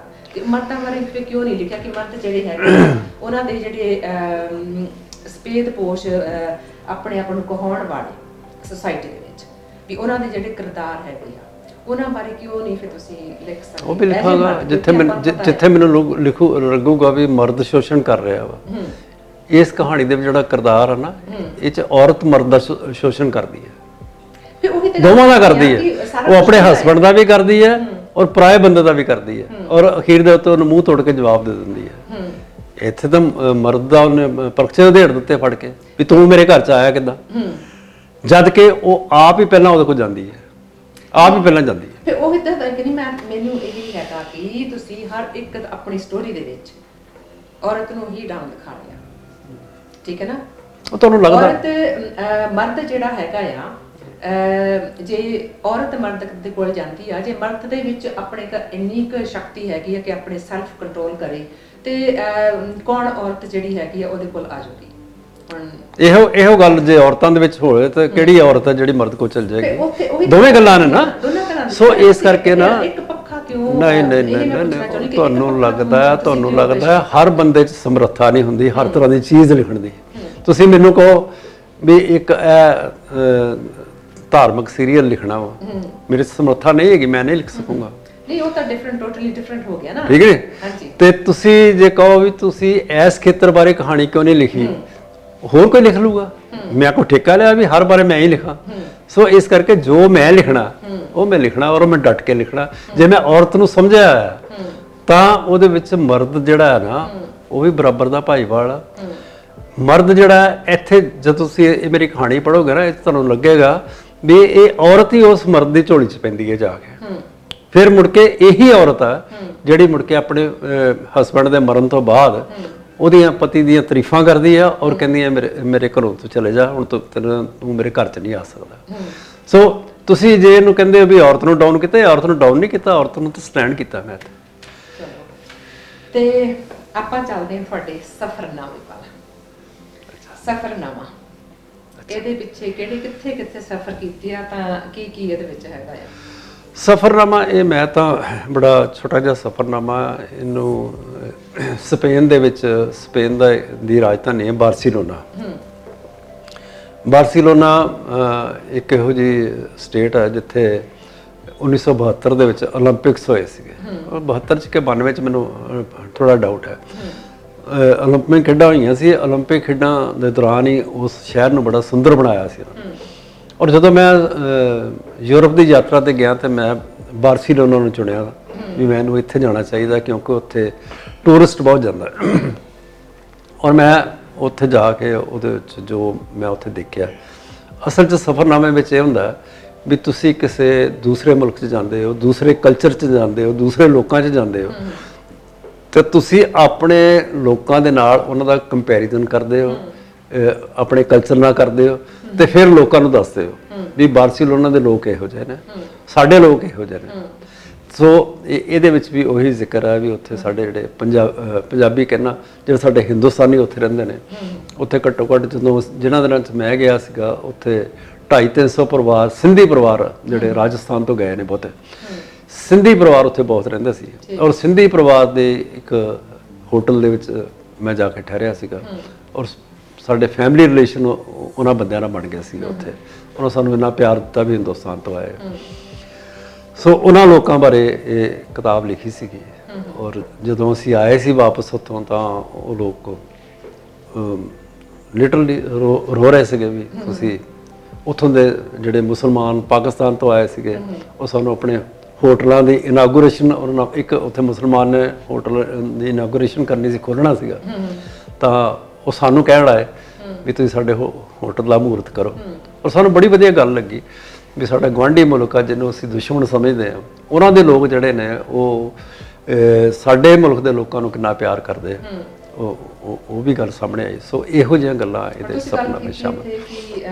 ਕੰਪੈਰੀਜ਼ਨ ਤੁਸੀਂ ਕਰਦੇ ਹੋ ਉੱਥੇ ਦੇ, ਜਿੱਥੇ ਵੀ ਤੁਸੀਂ ਸਫ਼ਰ ਕਰਦੇ ਉੱਥੇ ਦੇ ਸਾਡੇ ਲੋਕਾਂ ਦੇ ਨਾਲ, ਤੁਹਾਨੂੰ ਬਾਰਸੀਲੋਨਾ ਦੇ ਜਿਹੜੇ ਲੋਕ ਹੈਗੇ ਉੱਥੇ ਦੇ ਸਿਟੀਜ਼ਨ ਆਪਾਂ ਕਹਿ ਲਈਏ, ਜਿਹੜੇ ਉੱਥੇ ਦੇ ਓਰੀਜਨਲ ਹੈਗੇ ਆ, ਨਾ ਕਿ ਸਾਡੇ ਵਰਗੇ ਮੁਲਕਾਂ 'ਚ ਉੱਠ ਕੇ ਜਾ ਕੇ ਉਹਨਾਂ ਨੇ ਸਿਟੀਜ਼ਨਸ਼ਿਪ ਲਈ ਹੋਈ ਆ, ਜਿਹੜੇ ਉੱਥੇ ਦੇ ਲੋਕ ਤੇ ਸਾਡੇ ਆਪਣੇ ਇੰਡੀਆ ਦੇ ਲੋਕ ਹੈਗੇ ਆ, ਉਹਨਾਂ ਵਿੱਚ ਕੀ ਫਰਕ ਆ ਕਲਚਰ ਵਾਈਜ਼? ਕਲਚਰ ਵਾਈਜ਼ ਦੇਖੋ, ਪਹਿਲੀ ਗੱਲ ਤਾਂ ਜਿਨ੍ਹਾਂ ਦਿਨਾਂ 'ਚ ਮੈਂ ਗਿਆ ਸੀਗਾ ਉਸ ਵੇਲੇ ਸਪੇਨ ਦੀ ਜਿਹੜੀ ਸੀ ਨਾ ਕਰੰਸੀ ਉਹ ਵੱਖਰੀ ਸੀ, ਉਹਨੂੰ ਪਸੇਟਾ ਕਹਿੰਦੇ ਸੀਗੇ। ਫਿਰ ਜਦੋਂ ਯੂਰੋ ਆਇਆ, ਸਾਰੇ ਯੂਰਪ ਦਾ ਆ ਗਿਆ ਸਿੱਕਾ, ਜਿਹੜਾ ਪਸੇਟਾ ਸੀਗਾ ਉਹਦੀ ਵੈਲਿਊ ਬਹੁਤ ਘੱਟ ਸੀਗੀ। ਮਤਲਬ ਸਾਡਾ ਜਿਹੜੇ ਉਹਨਾਂ ਦੇ 5000 ਪਸੇਟਾ ਆ, ਸਾਡਾ ਉਹਦਾ 1250 ਰੁਪਈਆ ਬਣਦਾ ਸੀ, ਵੀ ਸਾਡੇ ਰੁਪਈਏ ਨਾਲੋਂ ਵੀ ਉਹ ਥੱਲੇ ਸੀ। ਲੇਕਿਨ ਯੂਰੋ ਆਇਆ, ਯੂਰੋ ਆ ਗਿਆ 70-75 ਦਾ, 70-75 ਰੁਪਈਏ ਦਾ ਯੂਰੋ ਆ ਗਿਆ। ਉਹਨੇ ਆਉਂਦੇ ਪਹਿਲਾਂ ਇਹਨਾਂ ਮੁਲਕਾਂ ਦੇ ਵਿੱਚ ਮਹਿੰਗਾਈ ਕੀਤੀ ਪੂਰੀ, ਕਿਉਂਕਿ ਵੈਲਿਊ ਵੱਧ ਗਈ ਉਹਦੇ ਜਿਹੜਾ ਸੀਗਾ। ਸੋ ਇੱਕ ਤਾਂ ਇਹ ਸੀਗਾ ਵੀ ਉੱਥੇ ਸਾਨੂੰ ਹੋਟਲ ਦਾ ਉਹ ਕਹਿੰਦੇ ਜੀ 5000 ਰੁਪਈਆ ਪਰ ਡੇ, ਅਸੀਂ ਇੰਡੀਅਨ ਰੁਪਈਏ ਲਾਏ ਤੇ ਉਹ 1250। ਮੈਂ ਕਿਹਾ ਯਾਰ ਸਸਤਾ ਬੜਾ ਆ ਤਾਂ ਹੋਟਲ ਇੱਥੇ। ਉੱਥੋਂ ਦੇ ਲੋਕਾਂ ਦੀ ਗੱਲ ਸੁਣ ਲਓ, ਸਾਡੇ ਇੱਥੇ ਇੰਡੀਅਨ ਗਏ ਹੋਏ ਸੀ, ਉੱਥੇ ਕੁਝ ਦੋਸਤ ਸਾਨੂੰ ਮਿਲੇ, ਫਗਵਾੜੇ ਦੇ ਬੰਦੇ ਸੀਗੇ। ਉੱਥੇ ਬੈਠੇ ਬੈਠੇ ਗੱਲ ਹੋਈ ਤੇ ਉਹ ਕਹਿਣ ਲੱਗੇ ਇਹ ਮੁੰਡਾ ਆਇਆ ਜੀ ਅਜੇ ਥੋੜੇ ਦਿਨ ਹੋਏ ਸੀਗੇ ਇੱਥੇ, STD ਦੇ ਉੱਤੇ ਬੈਠਾ ਆ, ਇੱਕ ਬੰਦਾ ਕਿਸੇ ਦੀ ਪਾਕਟ ਮਾਰ ਕੇ, ਉੱਥੋਂ ਦਾ ਜਿਹੜਾ ਕੋਈ ਚੋਰ ਚੱਕਾ ਹੋਊਗਾ, ਪਾਕਟ ਮਾਰ ਕੇ ਕਿ ਪਰਸ ਖੋਹ ਕੇ ਦੌੜਿਆ। ਇਸ ਮੁੰਡੇ ਨੇ ਦੇਖ ਲਿਆ, ਇਹ ਉਹਦੇ ਮਗਰ ਦੌੜਿਆ, ਉਸ ਕ੍ਰਿਮੀਨਲ ਦੇ ਬੰਦੇ ਦੇ ਮਗਰ ਦੌੜਿਆ, ਉਹਨਾਂ ਨੂੰ ਜਾ ਕੇ ਢਾਲਿਆ, ਉਹ ਪਰਸ ਖੋਇਆ। ਪਰ ਪੁਲਿਸ ਨੇ ਕੇਸ ਇੱਥੇ ਬਣਾਤਾ। ਠੀਕ ਹੈ। ਉਹ ਕਹਿੰਦੇ ਵੀ ਤੂੰ ਇਹਦੇ ਪਿੱਛੇ ਕਿਉਂ ਦੌੜਿਆ, ਇਹ ਤਾਂ ਤੇਰੇ ਤੇ ਅਟੈਕ ਕਰ ਸਕਦਾ ਸੀ, ਇਹ ਕ੍ਰਾਈਮ ਕਰਕੇ ਦੌੜਿਆ ਬੰਦਾ, ਉਹਦੇ ਪਿੱਛੇ ਨਹੀਂ ਦੌੜਨਾ ਚਾਹੀਦਾ, ਹੋ ਸਕਦਾ ਤੈਨੂੰ ਇਹ ਮਾਰ ਵੀ ਦਿੰਦਾ। ਉਹਨਾਂ ਕਿਹਾ ਜੀ ਮੁੰਡਾ ਨਵਾਂ ਆਇਆ ਜੇ ਪੰਜਾਬ ਤੋਂ, ਇਹਨੂੰ ਇੱਥੇ ਦੇ ਰੂਲ ਰੈਗੂਲੇਸ਼ਨ ਨਹੀਂ ਪਤਾ। ਇਹਨੇ ਤਾਂ ਉਹ ਚੀਜ਼ ਦਿਖਾਈ ਆ ਵੀ ਪੰਜਾਬੀ ਜਿਹੜੇ ਨੇ ਉਹ ਕਿਸੇ ਦੇ ਉੱਤੇ ਜਾਸਤੀ ਜਿਹੜੀ ਉਹ ਨਹੀਂ ਹੋਣ ਦਿੰਦੇ, ਜਾਂ ਕੋਈ ਚੋਰ ਚੱਕਾ ਇਦਾਂ ਫੜ ਲੈਂਦੇ ਨੇ, ਕਹਿੰਦੇ ਯਾਰ ਮਦਦ ਕਰਨੀ ਚਾਹੀਦੀ ਹੈ, ਇਹਨੇ ਤਾਂ ਮਦਦ ਕਰਨ ਦੀ ਕੋਸ਼ਿਸ਼ ਕੀਤੀ ਹੈ। ਉਹਨਾਂ ਨੇ ਬੜਾ ਐਪਰੀਸ਼ੀਏਟ ਕੀਤਾ ਉਹਨੂੰ ਬਾਅਦ ਦੇ ਵਿੱਚ, ਲੇਕਿਨ ਉਹਨੂੰ ਧਮਕੀ ਵੀ ਇਹ ਦਿੱਤੀ ਵੀ ਭਾਈ ਤੂੰ ਇਦਾਂ ਦਾ ਕੰਮ ਨਹੀਂ ਕਰਨਾ ਅੱਗੇ ਤੋਂ, ਇਹ ਤਾਂ ਇਹਨਾਂ ਲੋਕਾਂ ਕੋਲ ਕੋਈ ਨਾ ਕੋਈ ਹਥਿਆਰ ਹੁੰਦਾ ਹੈ, ਮਾਰ ਵੀ ਸਕਦੇ ਆ। ਸੋ ਇਹੋ ਜਿਹੀਆਂ ਬਹੁਤ ਸਾਰੀਆਂ ਹੋਰ ਗੱਲਾਂ ਸੀਗੀਆਂ ਉਹਨਾਂ ਦੇ ਕਲਚਰ ਦੇ ਵਿੱਚ, ਕਿਉਂਕਿ ਯੂਰਪ ਦਾ ਕਲਚਰ ਜਿਹੜਾ ਹੈ ਨਾ ਉਹ ਟੂਰਿਸਟਾਂ ਦੇ ਉੱਥੇ ਜ਼ਿਆਦਾ ਜਾਣ ਨਾਲ, ਜਿਹੜੇ ਵੈਸਟਰਨ ਕੰਟਰੀਜ਼ ਤੋਂ ਜਾਂਦੇ ਨੇ ਉਹਨਾਂ ਦੇ ਨਾਲ ਜਿਹੜਾ ਖੁੱਲ੍ਹ ਗਿਆ। ਪਹਿਲਾਂ ਬਿਲਕੁਲ ਉਹ ਲੋਕ ਜਿਹੜੇ ਸੀਗੇ, ਉਹ ਔਰਤਾਂ ਜਿਹੜੀਆਂ ਸੀਗੀਆਂ ਬਿਲਕੁਲ ਅੰਦਰ ਬੜੀਆਂ ਹੋਈਆਂ ਸੀਗੀਆਂ, ਪਰ ਜਿਉਂ-ਜਿਉਂ ਟੂਰਿਸਟ ਉੱਥੇ ਜਾਣਾ ਸ਼ੁਰੂ ਹੋਇਆ ਉਹ ਸਾਰੇ ਲੋਕ ਜਿਹੜੇ ਨੇ ਉਹ ਹੁਣ ਵੈਸਟਰਨਾਈਜ਼ ਹੋ ਗਏ ਨੇ, ਔਰ ਵੱਡੇ ਵੱਡੇ ਉੱਥੇ ਮਾਲਸ ਬਣ ਗਏ ਨੇ, ਸਭ ਕੁਝ ਹੋ ਗਿਆ। ਲੇਕਿਨ ਚੋਰੀਆਂ ਖੋਹਾਂ ਜਿਹੜੀਆਂ ਨੇ ਉਹ ਸਾਡੇ ਪੰਜਾਬ ਵਰਗੀਆਂ ਹੀ ਆ ਉੱਥੇ, ਵੀ ATM ਤੋਂ ਤੁਸੀਂ ਪੈਸੇ ਕਢਾ ਰਹੇ ਤੇ ਪਤਾ ਨਹੀਂ ਕਿਹੜੇ ਵੇਲੇ ਈਵਨ ਔਰਤਾਂ ਵੀ ਖੋਹ ਕੇ ਦੌੜ ਜਾਂਦੀਆਂ ਤੁਹਾਡੇ ਕੋਲ। ਸੋ ਇਦਾਂ ਦੀਆਂ ਗੱਲਾਂ ਵੀ ਉੱਥੇ ਹੈਗੀਆਂ। ਠੀਕ। ਤੇ ਬੇਦੀ ਸਾਹਿਬ, ਦਿਲ ਤਾਂ ਕਰਦਾ ਕਿ ਇਹ ਜਿਹੜੀਆਂ ਤੁਹਾਡੇ ਸਫ਼ਰਨਾਮਾ, ਇਹਦਾ ਸਫ਼ਰ ਇੱਦਾਂ ਹੀ ਜਾਰੀ ਰੱਖੀਏ, ਬਟ ਤੁਹਾਨੂੰ ਵੀ ਪਤਾ ਕਿ ਟਾਈਮ ਜਿਹੜਾ ਇਜਾਜ਼ਤ ਆਪਾਂ ਨੂੰ ਨਹੀਂ ਦੇ ਰਿਹਾ। ਹੁਣ ਆਪਾਂ ਨੂੰ ਦੋਸਤਾਂ ਤੋਂ ਲੈਣੀ ਪੈਣੀ ਇਜਾਜ਼ਤ, ਤੇ ਮੈਂ ਤੁਹਾਡੇ ਕੋਲੋਂ ਵੀ ਇਜਾਜ਼ਤ ਲਵਾਂਗੀ। ਤੇ ਜਾਣ ਤੋਂ ਪਹਿਲਾਂ ਤੁਸੀਂ ਸਾਡੇ ਦੋਸਤਾਂ ਨੂੰ ਕੁਝ ਸੁਨੇਹਾ ਦੇਣਾ ਚਾਹੋ ਤਾਂ ਜ਼ਰੂਰ। ਬਹੁਤ ਸ਼ੁਕਰੀਆ ਜਿੰਦੀ ਜੀ, ਸਭ ਤੋਂ ਪਹਿਲਾਂ ਤੁਹਾਡਾ ਸ਼ੁਕਰੀਆ। ਦੂਸਰਾ, ਇਸ ਅਰਸ਼ TV ਦਾ ਮੈਂ ਧੰਨਵਾਦ ਕਰਨਾ ਚਾਹਾਂਗਾ ਜਿਨ੍ਹਾਂ ਨੇ ਅੱਜ ਮੈਨੂੰ ਮੌਕਾ ਦਿੱਤਾ ਇੱਥੇ ਆਪਣੀਆਂ ਕਿਤਾਬਾਂ ਬਾਰੇ, ਪੁਸਤਕਾਂ ਬਾਰੇ ਗੱਲਾਂ ਕਰਨ ਦਾ, ਔਰ ਬੜੀਆਂ ਅੱਛੀਆਂ ਗੱਲਾਂ ਹੋਈਆਂ ਨੇ। ਤੁਹਾਡੇ ਸਵਾਲ ਵੀ ਜਿਹੜੇ ਸੀਗੇ ਉਹ ਮੈਨੂੰ ਪਰੇਸ਼ਾਨ ਕਰਨ ਵਾਲੇ ਸੀਗੇ ਬਹੁਤੇ, ਔਰ ਮੈਂ ਉਹਨਾਂ ਦਾ ਜਵਾਬ ਦੇਣ ਦੇ ਕਾਬਲ ਹੋਇਆ। ਤੇ ਮੈਨੂੰ ਖੁਸ਼ੀ ਹੈ ਕਿ ਤੁਹਾਡਾ ਜਿਹੜਾ ਅਰਸ਼ TV ਹੈ ਇਹ ਸਾਡੇ ਵਰਗੇ ਸਾਹਿਤਕਾਰਾਂ ਨੂੰ, ਜੋ ਉਹਨਾਂ ਨੇ ਕੰਮ ਕੀਤੇ ਨੇ, ਜੋ ਉਹਨਾਂ ਨੇ ਲਿਖਿਆ, ਉਹਨਾਂ ਨੂੰ ਲੋਕਾਂ ਦੇ ਸਾਹਮਣੇ ਲਿਆ ਰਹੇ ਨੇ। ਧੰਨਵਾਦ ਤੁਹਾਡਾ, ਬਹੁਤ ਬਹੁਤ ਸ਼ੁਕਰੀਆ ਜੀ। ਤੇ ਹਾਂਜੀ ਦੋਸਤੋ, ਉਮੀਦ ਕਰਦੀ ਹਾਂ ਅੱਜ ਦਾ ਜੋ ਐਪੀਸੋਡ ਸੀਗਾ ਅਦਬੀ ਪੈੜਾਂ ਦਾ, ਤੇ ਉਸ ਨੂੰ ਕੀਤਾ ਹੋਗਾ ਤੁਸੀਂ ਖੂਬ ਇੰਜੋਏ। ਤੇ ਇੱਦਾਂ ਹੀ ਤੁਸੀਂ ਸਾਨੂੰ ਆਪਣਾ ਸਾਥ ਦਿੰਦੇ ਰਹੋ ਦੋਸਤੋ, ਤੇ ਵਧੀਆ ਅਸੀਂ ਜਿਹੜੇ ਪ੍ਰੋਗਰਾਮ ਤੁਹਾਡੇ ਲਈ ਲੈ ਕੇ ਹਾਜ਼ਰ ਹੋਇਆ ਕਰਾਂਗੇ। ਤੇ ਨਾਲ ਦੀ ਨਾਲ ਦੱਸਦੀ ਚੱਲਾਂ ਕਿ ਸਾਡਾ YouTube ਚੈਨਲ ਜਿਹੜਾ ਹੈਗਾ ਉਹਨੂੰ ਵੀ ਸਬਸਕ੍ਰਾਈਬ ਕਰੋ, ਤੇ ਬੈਲ ਆਈਕਨ ਜਿਹੜੀ ਹੈਗੀ ਆ ਉਹਨੂੰ ਵੀ ਦਬਣਾ ਨਾ ਭੁੱਲਿਆ ਕਰੋ, ਕਿਉਂਕਿ ਜਦੋਂ ਵੀ ਨਵੀਂ ਵੀਡੀਓ ਅਪਲੋਡ ਹੁੰਦੇ ਆ ਤੇ ਤੁਹਾਡੇ ਕੋਲ ਜਿਹੜੀ ਆ ਕੇ ਘੰਟੀ ਵੱਜ ਜਾਏਗੀ। ਤੇ Facebook ਪੇਜ ਵੀ ਨਾਲ ਦੀ ਨਾਲ ਲਾਈਕ ਕਰ ਦਿਓ। ਤੇ ਦੋਸਤੋ, ਖੁਸ਼ਖਬਰੀ ਆਪਾਂ ਤੁਹਾਨੂੰ ਦੇਣ ਲੱਗੇ ਆ, ਅਦਬੀ ਪੈੜਾਂ ਸ਼ੋਅ ਜਿਹੜਾ ਅਸੀਂ ਸਟਾਰਟ ਕੀਤਾ ਨਵਾਂ, ਤੇ ਉਹਦੀ ਪੈਰਵਾਈ, ਉਹਦੀ ਅਗਵਾਈ ਜਿਹੜੀ ਹੈਗੀ ਆ ਸਾਡੇ ਕੁਲਦੀਪ ਦੀ, ਜਿਹੜੀ ਸਾਡੇ ਹੈੱਡ ਹੋਸਟ ਬਣ ਕੇ ਇਸ ਪ੍ਰੋਗਰਾਮ ਨੂੰ ਲਿਖਿਆ ਕਰਨਗੇ ਤੇ ਤੁਹਾਡੇ ਸਾਹਮਣੇ ਇਸ ਨੂੰ ਲੈ ਕੇ ਰੂਬਰੂ ਹੋਇਆ ਕਰਨਗੇ। ਤੇ ਉਮੀਦ ਕਰਦੇ ਹਾਂ ਤੁਸੀਂ ਅਦਬੀ ਪੈੜਾਂ ਨੂੰ ਇੰਜੋਏ ਕਰੋਗੇ ਤੇ ਅਰਸ਼ TV ਨੂੰ ਇੱਦਾਂ ਹੀ ਦੇਖਦੇ ਰਹੋਗੇ ਦੋਸਤੋ। ਮਿਲਦੇ ਹਾਂ ਕਿਸੇ ਹੋਰ ਸ਼ਖਸੀਅਤ ਦੇ ਨਾਲ, ਤਦ ਤੱਕ ਰੱਬ ਰਾਖਾ ਦੋਸਤੋ।